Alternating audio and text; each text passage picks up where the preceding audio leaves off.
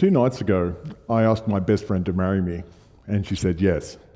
Now, I don't say this to brag, and I don't say this to make her go bright red sitting there, but I said it because just after she said yes, something occurred to me that was really relevant to what I came here to talk about today. I was on the flight here from Sydney yesterday, and I had this nagging sensation that something wasn't quite right. And that's not the thing you want to be feeling the day after you've proposed to the love of your life.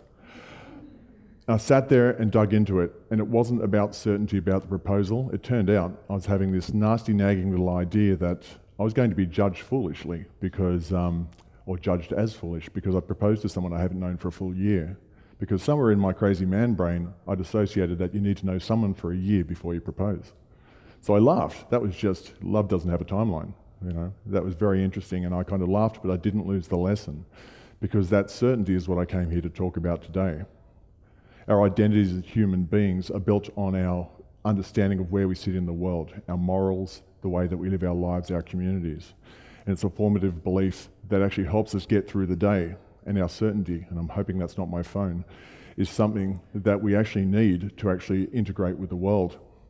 We have a problem these days where the world's starting to come together very, very small, and worlds are overlapping and different belief systems are coming head to head. I think it's because we have 2 different types of morality in the world, and this is what I've learned over the past few years. We have a shared understanding of objective truths, like don't lie, don't cheat, don't steal, don't kill. That makes sense in every community, in every part of life. But then we have this subjective morality where I might have a belief that's a little bit different from you, and then we have a bit of trouble at times actually working with people who differ from us. And it's because our identities are formed in such a manner that I believe what I know to be true, so that's right. If you differ, that's wrong.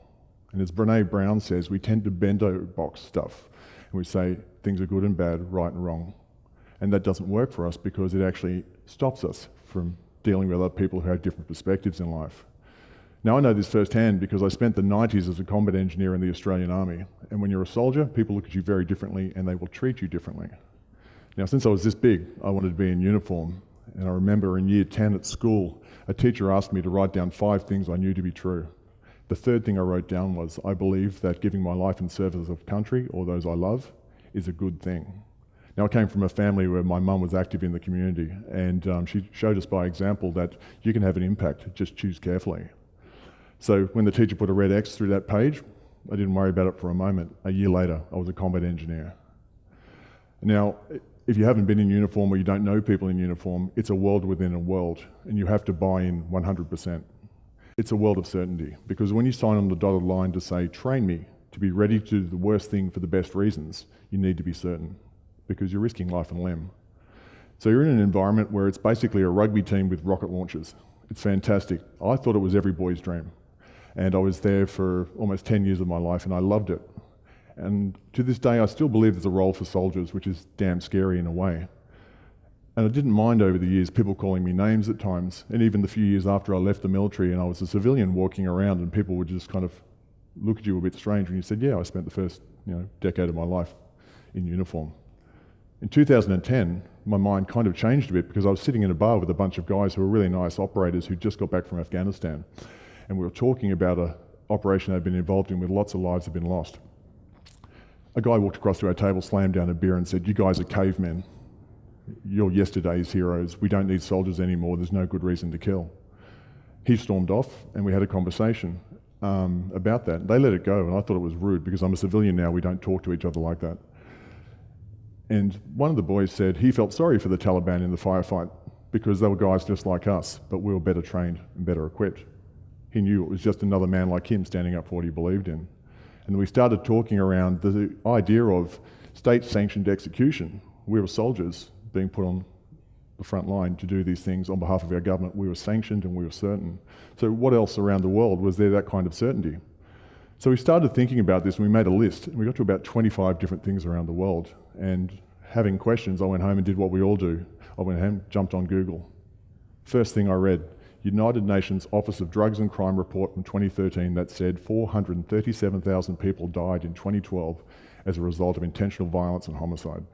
That's state execution, that's euthanasia, that's soldiers at war, terrorism, honour killings, the list goes on. And I was fascinated, I have to admit. And it's gallows humour, but soldiers understand it. I wanted to meet these killers to see if they were like us. Did they have the same rationale? Were they killers, or was there something else I was missing? So I made a list and I started interviewing people. The first person I met was Australia's leading campaigner on euthanasia law reform, because we led the world in the mid-90s.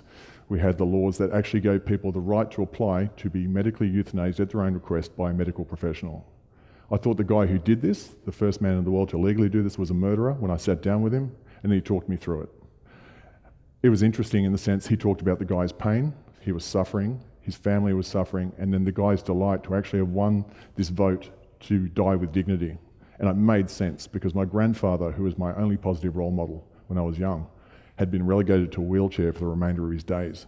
And if he'd asked me, and he was suffering, to end his suffering, what would I have done? Over the following years, there was hundreds of conversations, some really dark conversations and some wonderful ones, but I'll talk about two. The first one was a guy exactly the same age as me. We had birthdays 2 days apart, who at the age of 14 shot another guy in the chest to join a gang on the rough streets of LA, and then spent a life sentence.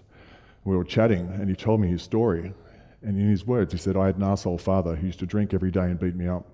And I went, I had the same arsehole father, but I had the mum who said, there's a roof over your head and there's food in the fridge. And we talked and I understood the human behind the label of killer, and he was going to have to spend the rest of his life moving past that.